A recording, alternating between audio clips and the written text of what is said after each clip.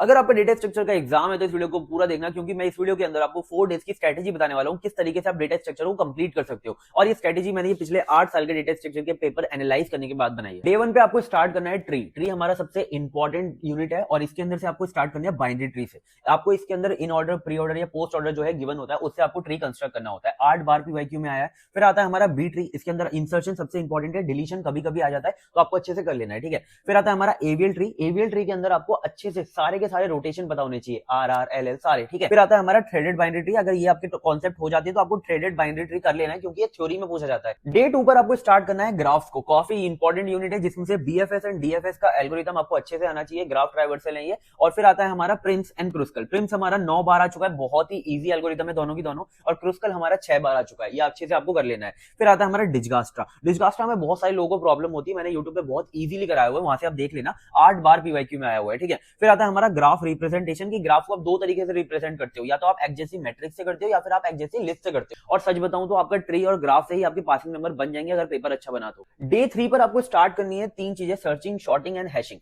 तो सर्चिंग के अंदर आपको बाइनरी सर्च अच्छे से करना है, 8 बार आया हुआ है और आपको पता होना चाहिए कि लीनियर सर्च और बाइनरी सर्च के बीच में डिफरेंस क्या है। फिर आपको शॉर्टिंग करनी है जिसके अंदर आपकी 3 इंपॉर्टेंट शॉर्टिंग है और सच में थोड़ी सी टाइम कंज्यूमिंग है और बड़ी भी है। क्विक शॉट हमारी 9 बार आ चुकी है, मर्ज शॉट हमारी 7 बार आ चुकी है एंड हीप शॉट हमारी 6 बार आ चुकी है। अगर आपको इसका एल्गोरिथम भी अगर याद नहीं होता एक टाइम के लिए तो आपको तो इनकी थोड़ी सी कंडीशन पता होनी चाहिए और आपको किसी एरे पर इन्हें इंप्लीमेंट करना आना चाहिए, ठीक है। और इनकी टाइम कॉम्प्लेक्सिटी भी याद कर लेना। फिर आती है हमारी हैशिंग। हैशिंग और शॉर्टिंग दोनों ही हमारे बहुत इंपॉर्टेंट टॉपिक है। हैशिंग से आपको इसकी जो कॉलिजन टेक्निक है, जब कॉलिजन होता है तो किस तरीके से वो रिजॉल्व होता है, तो आपको वो पता होना चाहिए। और हैशिंग के आपको न्यूमेरिकल्स करने, क्योंकि 6 बार आ चुके। डे 4 एंड लास्ट डे आपको क्या करना है, इसके अंदर आपको एरे से एसिम्प्टोटिक नोटेशन अच्छे से कर लेना है, आधे घंटे में कंप्लीट हो जाएगा। फिर आपको एरे एड्रेस कैलकुलेशन करना है, ये बहुत इंपॉर्टेंट है। 2D और 3D एरे के अंदर आपको एड्रेस कैलकुलेशन आना चाहिए, इसका फॉर्मूला आपको अच्छे से याद करना है, मैंने वीडियोस के अंदर करा दिया है।